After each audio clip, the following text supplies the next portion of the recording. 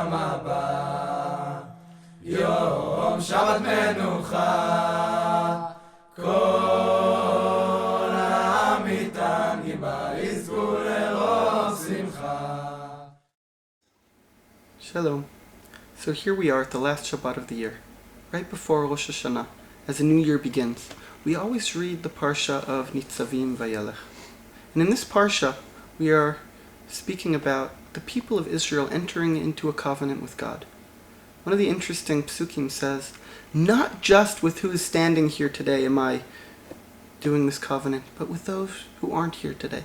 And usually this is interpreted as God is saying, not just the people of Israel who lived thousands of years ago, but also their ancestors, also us.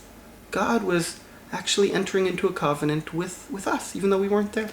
I would like to maybe offer a different interpretation. Freud taught us that a person is kind of like an iceberg, that 1/10 of it is peaking on top of the water, but 9/10 are submerged. And you might see it and think that what you see is what you get, but the truth is there's so much more that is beyond what we can see. Our subconscious is so wide, is so big, and affects us more than we can imagine. So we could also read this as God saying to each person on an individual level, know that I am not entering into a covenant just with your conscious or those parts of you that are visible, but I'm entering into a covenant with those parts of you that are beyond what is usually seen. And the parts of you that you don't even know exist, that is also part of the covenant of Rosh Hashanah. Because what is Rosh Hashanah? We are celebrating on Rosh Hashanah not the creation of the world. That happens a week before. Rosh Hashanah is the creation of man.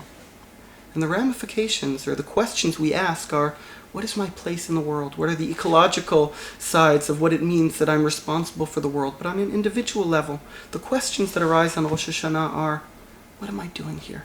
What is my purpose? What is the reason that I came down into this world? The Gemara in Masechet Nida, it teaches us a beautiful teaching I'm sure you've all heard, that when a baby's born, as he's in his mother's womb, comes an angel and teaches him the entire Torah.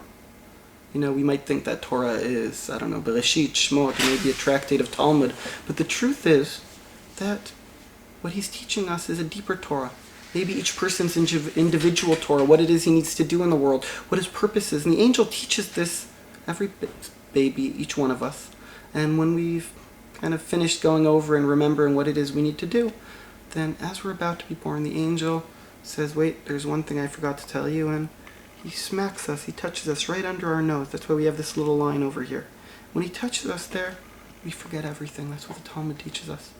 And the minute that we're born, that's why babies cry, because a second before they knew exactly what they're supposed to do in the world. And the minute they're born, it's as if they forgot everything. We are born into forgetfulness. We are born into not knowing. And it's something we have to relearn, to recognize, to, again, remember what it is that we're doing here. So much of Rosh Hashanah, it's about Malchuyot, about God's kingship, but it's about Zichronot and Shofarot, memories and shofars. I want to kind of speak about the connection between memories and shofar. We are blowing a shofar not to remind God because he's hard-hearing, because he's kind of old. We're blowing a shofar because we need to remember. We need to remember what it is we're doing here. We are the ones who have forgotten, and we are the ones that on Rosh Hashanah, we are trying to remind ourselves what it is we're doing here. And we'll end with this. One of the deepest teachings, they tell us that we learn about blowing a shofar from the mother of Sisera. Sisera was a general who fought against the people of Israel in the book of Judges. Why do we learn from him? The story is he went to battle and he died, and his mother is standing at the window waiting for her son, and she's weeping. Vateyabev, we learn about the shofar blowing. So listen to this. Who is the mother of Sisera? What is her name?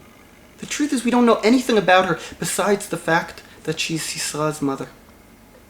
What a reason to cry. She's built her whole identity on her son, who's a hero, who's amazing, who's this great general. But the minute he dies, she has no idea who she is anymore. She has no idea who she is once you cut off all of the external ties. She's never entered in to find out what is just waiting for a little bit under, deep down inside.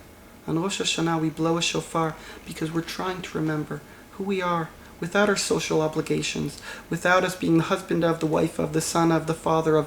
Who am I in the deepest realm of what it is that I'm supposed to be doing in this world? So I bless us that as we hear the shofar this year, it should be clear to us. We should remember our dreams, our visions, and that little whisper that the angel whispered in our ear before we were born. Shana Tova Umetuka.